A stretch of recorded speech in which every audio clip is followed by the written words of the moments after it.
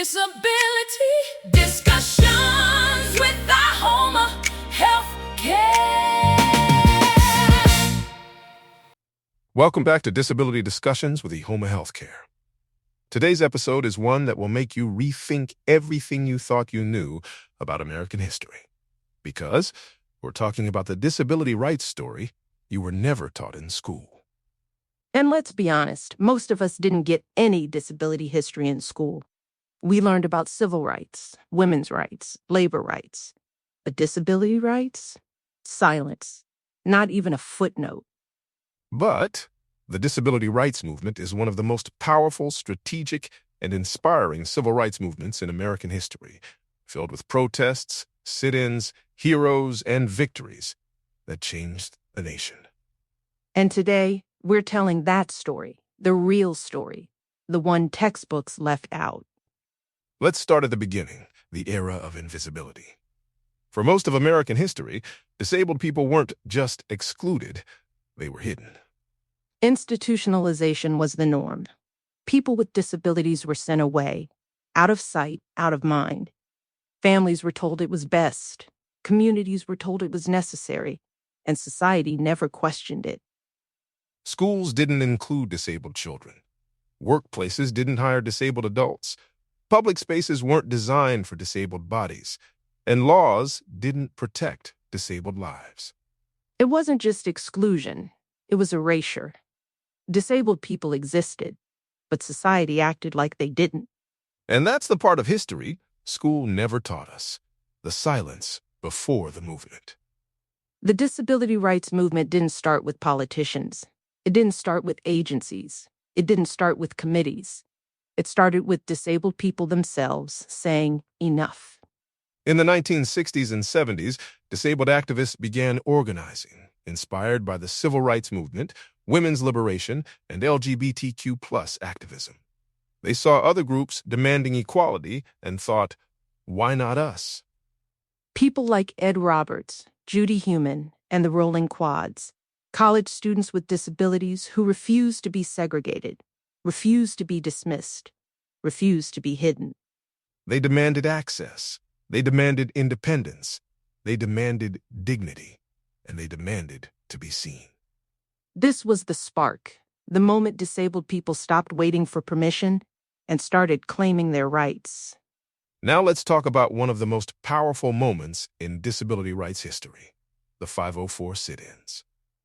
Section 504 of the Rehabilitation Act was supposed to protect disabled people from discrimination, but the government refused to sign the regulations that would make it enforceable. So what did disabled activists do? They occupied federal buildings for days, in multiple cities, with no accessible bathrooms, no medical equipment, no support. In San Francisco, the sit-in lasted 28 days, the longest nonviolent occupation of a federal building in U.S. history. And here's the part school never taught us. Black Panthers brought food. Local unions brought supplies. Community groups brought mattresses. The entire city rallied behind disabled activists. And because of their persistence, Section 504 was finally signed, marking the first federal civil rights protection for disabled Americans. Most people know about the ADA, the Americans with Disabilities Act, but they don't know the fight behind it. The ADA wasn't handed to disabled people. It was fought for through protests, lawsuits, marches, and relentless advocacy. One of the most iconic moments was the Capitol crawl. Disabled activists left their wheelchairs and mobility devices and crawled up the steps of the U.S. Capitol to show lawmakers the barriers they faced every day. It wasn't symbolic. It was real. It was painful. It was powerful. And it worked. The ADA passed in 1990, a landmark victory. But the story behind it? That's the part school never taught. Here's the truth. The disability rights story didn't end with the ADA. It's still being written. Disabled people still face discrimination, still face inaccessible environments, still face social stigma, still face economic inequality, still face exclusion. The ADA was a milestone, not a finish line. And the movement continues today through self-advocates, families, providers, and communities fighting for full inclusion. The story is unfinished, and we're all part of writing the next chapter. So why didn't we learn this in school? Because disability history wasn't seen as real history. It wasn't prioritized. It wasn't valued. It wasn't understood.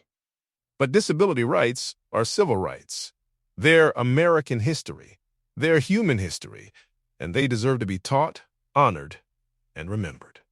And once you learn this story, you start seeing disability rights everywhere, in architecture, in policy, in culture, in conversations. It's a story that changes how you see the world. If you're listening today, you're now part of a story most people never learned, but everyone needs to know. The disability rights movement is powerful, courageous, and ongoing. And the more we understand it, the better we can support the future of disability justice. Thank you for joining us for this eye-opening episode of Disability Discussions with Ihoma Healthcare. And remember, history isn't just what's written in textbooks. Sometimes the most important stories are the ones we were never taught.